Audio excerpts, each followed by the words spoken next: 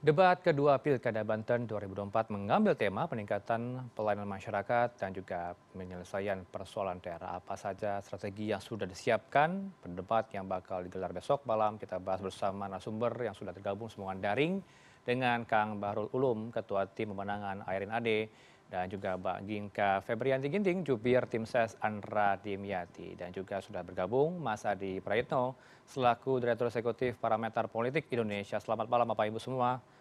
Selamat sehat semua. Malam. Assalamualaikum. Halo, selamat.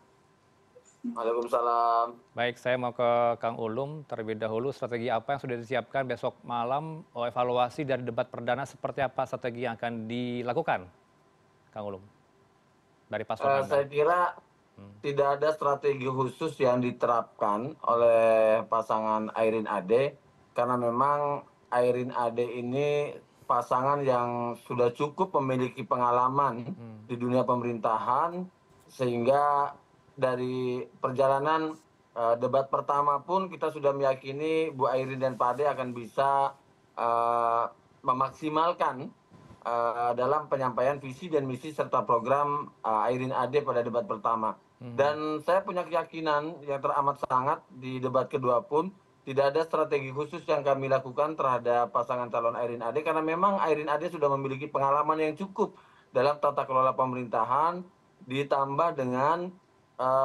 perjalanan Airin Ade yang sudah mengunjungi 155 kecamatan dan lebih dari 1.500 desa yang ada di Banten sehingga persoalan apa yang dihadapi masyarakat Airin Ade sudah mendengar langsung. Sehingga kemudian apa yang harus ditawarkan oleh Airin Ade pun sudah kita buat dalam skenario visi misi yang ada di pasangan Airin Ade, Mas. Oh ya, kemudian ini kan yang diangkat temanya untuk besok adalah pelayanan masyarakat dan juga sejumlah penyelesaian program pemerintah, program daerah. Apa yang ditonjolkan besok visi misinya, Kang Ulum? Karena kalau kita bicara soal Banten, tidak semua kesejahteraan masyarakat merata.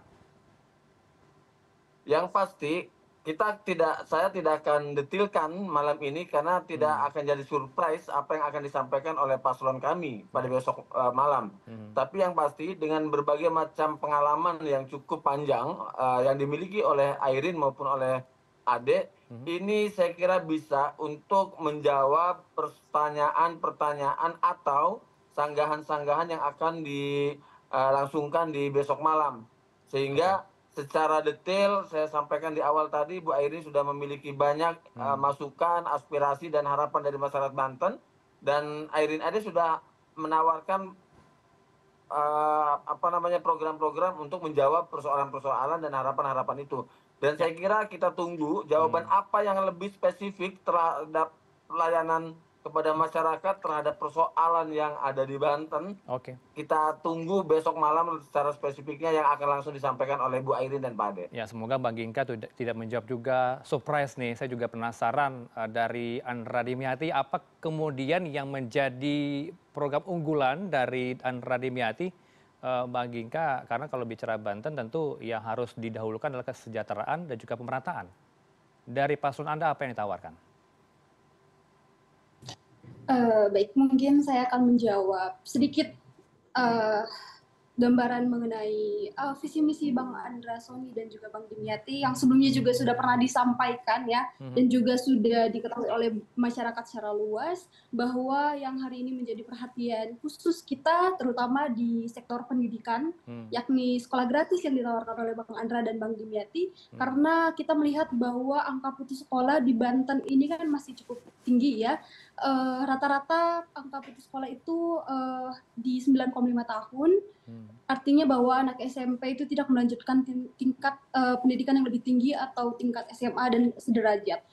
Hari ini kita harus lihat bahwa ini sangat berdampak besar terhadap tingkat pengangguran yang tinggi di daerah Banten, bahwa bagaimana kita dapat mencetak SDM yang baik apabila secara pendidikan mereka belum mendapatkan secara layak begitu. Ini adalah salah satu concern-nya Bang Andra dan juga Bang Dimyati yang hari ini menjadi tugas bersama kita, bahwa kita turun ke daerah pun kemarin ya kita selalu bergerilya menyampaikan bahwa pendidikan sangat penting karena angka putus sekolah di Banten ini masih sangat-sangat tinggi, begitu Mas. Ya, dari paslon Anda apa sih yang sudah disorot? Tentu sudah belanja masalah, akses pendidikan yang sulit, Anda sebutkan sekolah gratis. Selama ini apa yang membuat hal itu menjadi sulit nampaknya? Tidak semua masyarakat Banten, anak-anak sekolah di Banten ini mendapatkan akses pendidikan yang setara dengan yang lainnya. Bang Inka. Baik, dari belanja masalah yang kami temui di lapangan, bahwa sistem zonasi ya memang sudah disampaikan juga tidak bisa diberlakukan di seluruh wilayah Indonesia, terutama salah satunya di Banten, bahwa jumlah sekolah yang ada di wilayah Banten itu tidak menjangkau seluruh masyarakat yang ingin mengenyam pendidikan. Bahwa hari ini kita masih kekurangan jumlah sekolah begitu, Mas. Lalu terkait dengan zonasi, hal ini adalah salah satu hal yang sangat diresahkan oleh warga dan masyarakat, bahwa mereka ini kesulitan sekolah karena sistem zonasi tersebut, di mana anak-anak hingga akhirnya kesulitan untuk mendapatkan sekolah dan berkekurangan biaya untuk bersekolah di swasta begitu, sehingga angka putus sekolah ini semakin tinggi sekian tahun belakangan begitu. Itu di mana angka putus sekolah yang tinggi itu? Sudah bisa Anda petakan mungkin ke kami titik-titik mana saja yang menjadi concern perhatian dari tim Anda, paslon Anda? Baik, angka putus sekolah ini di wilayah Banten ini memang masih cukup tinggi. Paling rendah ada di wilayah Tangerang Selatan, mungkin karena sudah masuk area pembangunan begitu ya.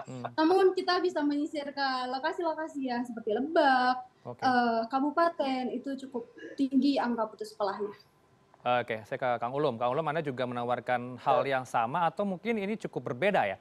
Karena kalau bicara soal pendidikan tentu yang ditawarkan kartu pintar, kartu sehat untuk kesehatan. Kalau dari Anda ada sekolah gratis dari 12 program yang ditonjolkan? Saya ingin meluruskan aja, makanya saya tertawa ketika Mbak Ginka bilang di Tangsel adalah angka tertinggi. Justru iya putus sekolah kan. Nah justru di Tangsel itu justru angka tertinggi harapan lama sekolah ada di Tangerang Selatan yang bisa mensubsidi kabupaten kota yang lain yang ada di Banten. Nah yang ingin saya sampaikan bahwa kenapa tagline Airin Ade adalah maju Banten maju bersama. Airin Ade tidak ingin ada daerah yang sisi lain maju, di sisi yang lain tertinggal. Di sisi yang lain berkembang, di sisi yang lain tertinggal. Nah, maka kemudian tagline Banten maju bersama ini harapannya adalah 8 kabupaten kota yang terdiri dari 4 kabupaten dan 4 kota ini maju secara bersama-sama. Maka Banten akan bisa maju jika akumulasi di 4 kabupaten dan 4 kota ini juga maju. Ini tagline-nya. Persoalan sekolah hari ini sudah gratis. Cuma bagaimana kemudian pemerintah bisa lebih memperluas jangkauan. Yang hari ini sekolah gratis ada di tingkat negeri, bagaimana kemudian menjangkau sekolah-sekolah yang ada di swasta. Sehingga program Airin Ade bukan sekolah gratis, tapi mensubsidi sekolah-sekolah yang ada di level swasta. Nah ini yang akan kita tawarkan oleh program Airin Ade. Ya, ada jawaban Mbak Inka dari responnya Kang Ulum ini? Data dari mana Anda dapatkan?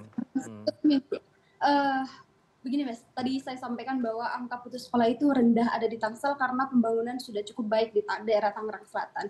Nah, yang ingin saya sampaikan bahwa bagaimana program yang ditawarkan oleh Bang Andra Sony dan Dimyati ini adalah untuk membangun sekolah-sekolah negeri ke depannya. Karena kan kita kekurangan jumlah sekolah negeri yang bisa mengcover anak-anak yang usia sekolah di wilayah Banten.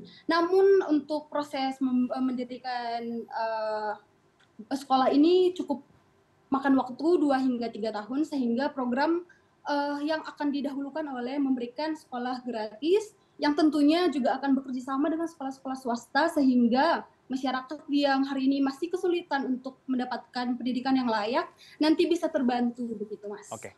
Saya ke Mas Adi. Mas Adi, kalau bicara soal Banten nampaknya kita bisa petakan ya. Untuk Banten Utara ini didominasi oleh sektor industri. Sayang sekali untuk Banten Selatan ini hanya didominasi oleh sektor pertanian tradisional. Anda sepakat dengan hal ini? Atau bisa Anda potret bagaimana kesenjangan yang terjadi di Banten? Ya, sebenarnya pembagian Banten Utara dan Selatan itu kan diprotes juga oleh kawan-kawan Bawaslu Banten. Itu kan mendiskresi bahwa Banten itu ada disparitas yang cukup mencolok ya antara pembangunan. di Banten khususnya Tangerang Raya, yang di situ ada Kota Tangerang dan Tangerang Selatan, dengan daerah-daerah lain seperti Lebak dan Pandeglang, termasuk Kabupaten Serang ya. Cuman satu hal ya, bicara Banten ini menurut saya cukup kompleks. Bicara tentang yang sederhana saja, misalnya soal akses terhadap kesehatan. Orang kampung Bayah gitu ya, cari rumah sakit yang memadai untuk daerah Lebak, itu kan sangat sulit. Butuh waktu sekitar 7 sampai 8 jam, Mas. Dan bahkan orang kampung Bayah di Lebak paling selatan itu, dia lebih dekat ke Sukabumi sebenarnya. Nah, itu yang menurut saya juga perlu dipikirkan oleh masing-masing calon. Ada tidak komitmen kalau jadi gubernur, entah paslon 1 dan 2 minimal dalam 5 tahun yang ke depan mungkin akan ada rumah sakit yang kemudian agak relatif mudah untuk diakses oleh teman-teman yang ada dan di Lebak ataupun di Pandeglang. Itu kan sangat sederhana. Yang kedua kan kita menyaksikan secara nyata betapa akses ataupun infrastruktur yang terkait dengan sekolah-sekolah di Lebak dan Pandeglang kan juga banyak, Mas, yang tidak terurus ya. Hal-hal yang semacam ini menurut saya juga cukup simpel. Saya membayangkan siapapun yang jadi gubernur untuk 5 tahun yang akan datang, kabupaten dan kota yang dinilai selama ini tidak maju itu jadi prioritas. Misalnya Kabupaten Serang, Lebak, Pandeglang. Kalau Tangerang Raya saya kira sudah maju. Tangerang Selatan, Kota Tangerang Selatan, sorry to say, tanpa gubernur ataupun ya adalah gubernurnya siapapun, masyarakatnya jauh lebih mandiri karena mereka itu punya aktivitas di Jakarta. Tapi agak beda misalnya di Kabupaten Tangerang ataupun di Kabupaten Serang, Lebak, Pandeglang, mereka kan sangat mengandalkan bagaimana kehidupan mereka itu berdasarkan soal input ataupun penghasilan yang ada di daerahnya masing-masing. Di Kabupaten Tangerang ataupun di Kabupaten Serang itu kawasan industri, Mas. Banyak pabrik di situ. Cuman problemnya seberapa besar bisa menyerap masyarakat sekitar yang menjadi tenaga kerja. Di Cilegon itu punya Krakatau Steel. Itu pabrik industri baja yang saya kira juga sempat terbesar di Asia. Tapi kan juga kita bertanya seberapa besar insentif dan faedahnya yang bisa diberikan kepada warga di Cilegon dan Banten secara umum. Ataupun Banten itu punya bandara internasional loh. Itu kan juga tidak kelihatan apa faedah dan hal-hal yang menurut saya ada keuntungannya. Hal-hal yang sebenarnya di depan mata sangat sederhana belum diamplifikasi secara sederhana bagaimana meningkatkan yang disebut dengan pelayanan, baik kesehatan, pendidikan, dan yang lainnya. Saya kira di situ, Mas. Baik, saya lempar langsung ke Kang Ulum. Sudah diamplifikasi belum hal-hal tadi yang disebutkan oleh Mas Adi? Kang Ulum, Gini, pendidikan, kesehatan, lainnya. daftar inventarisir masalah yang dimiliki oleh Bu Airin dan Pak Ade setelah keliling di 1.500 lebih desa, ini tentu akan membuat sebuah rumusan masalah yang akan dilakukan ketika menjabat gubernur dan wakil gubernur nanti insya Allah. Nah, salah satu contoh sukses story Bu Airin pada saat pertama kali menjadi wali kota Tangsel, puskesmas cuma punya 2, rumah sakit punya 1, sekarang sudah punya 3, puskesmas saat itu terbatas karena sudah punya 30-an puskesmas. Puskesmas saat itu masih terbatas pelayanannya, kemudian ditingkatkan menjadi puskesmas rawat inap. Nah, ini salah satu terobosan-terobosan yang dilakukan oleh Bu Airin pada saat memimpin Tangsel. Dan kami meyakini bahwa terobosan-terobosan itu masih akan bisa dilakukan di tingkat provinsi. Contoh misalnya daerah Banten Selatan. Ketika akses kesehatan yang jauh dengan pusat kota, maka terobosannya bagaimana kemudian mendekatkan layanan kesehatan kepada masyarakat dengan menambah rumah sakit daerah Banten yang sekarang ada di Malingping sana, kemudian yang lainnya juga bisa dimaksimalkan secara pelayanannya. Agar kemudian masyarakat Banten yang ada di ujung sana, yang dekat Cilograng, Cisalam sana, nggak harus berobat ke Sukabumi, tapi bangga berobat di rumah sakit Banten yang secara kualitas layanan kesehatannya sama dengan rumah sakit yang ada di perkotaan. Nah, ini yang akan dilakukan oleh Bu Airin, seperti halnya Bu Airin lakukan di Kota Tangerang Selatan.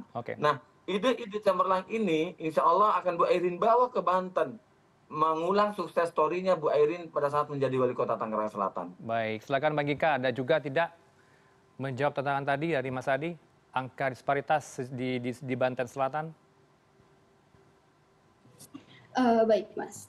Satu hal yang mungkin ingin saya tekankan bahwa hari ini Bang Andra Soni dan Bang Dimyati menekankan pada Banten yang maju, adil merata dan tidak korupsi. Bahwa kita bisa melihat Bang Andrasoni dan Bang Dimyati ini concern terhadap pembangunan yang akan dimeratakan dan secara adil. Karena hari ini kita melihat bahwa pembangunan yang ada di pelosok, saya sebut pelosok, dan yang ada di kota itu sangat jauh begitu. Lalu bagaimana fasilitas kesehatan dan pendidikan itu bisa diterima baik oleh masyarakat apabila anggaran-anggaran yang memang sudah menjadi haknya masyarakat itu berhenti di tengah jalan oleh oknum-oknum yang tidak berkepentingan. Bahwasanya saya ingin menyampaikan bahwa Bang Andrasoni dan Bang Dimyati ingin concern bahwa program-program yang memang hari ini mereka sedang susun dan akan diimplementasikan nanti itu bisa benar-benar direalisasikan dan dinikmati oleh masyarakat yang memang memiliki hak gitu. Baik, bagaimana kemudian masing-masing paslon akan menjawab sejauh mana alokasi APBD yang dipikirkan di 2025 nanti jika terpilih nanti di 2024 pemilu ini kita akan bahas usai jeda berikut bersama narasumber tetap bersama kami di Pilihan Indonesia.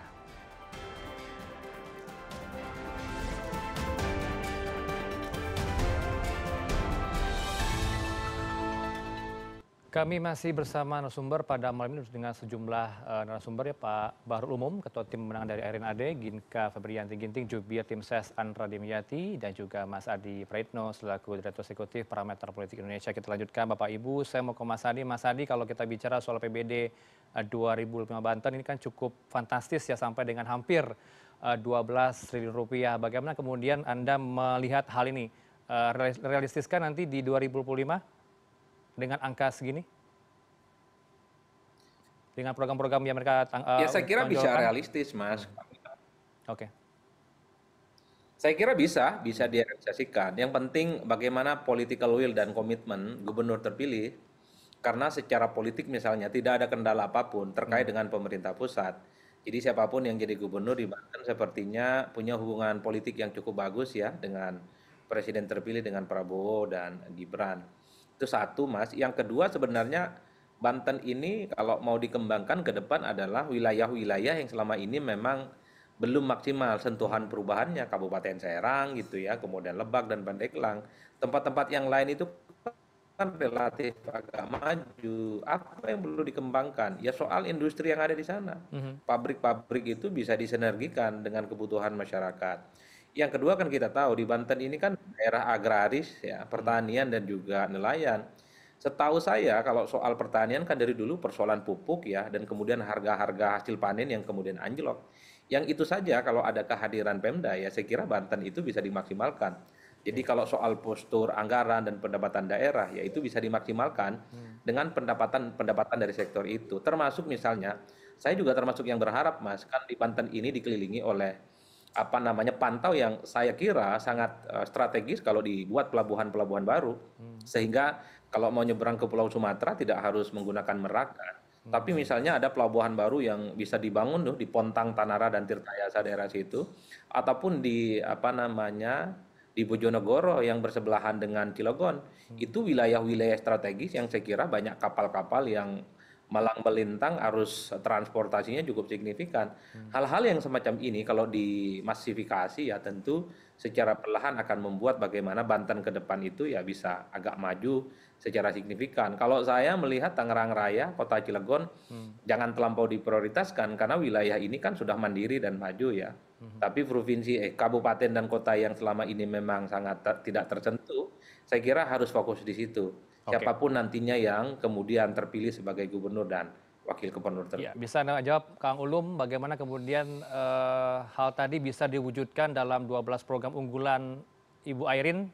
Sudah terpetakan juga pelabuhan mungkin yang akan dibangun selain Cilegon, Merak dan juga Cilegon. Ini Mas, pelaksanaan APBD 2025 itu saya kira tidak mungkin bisa dilakukan oleh gubernur terpilih 2024. Kenapa? Karena kebijakan umum anggaran serta pembahasan APBD 2025 ini udah dalam proses finalisasi.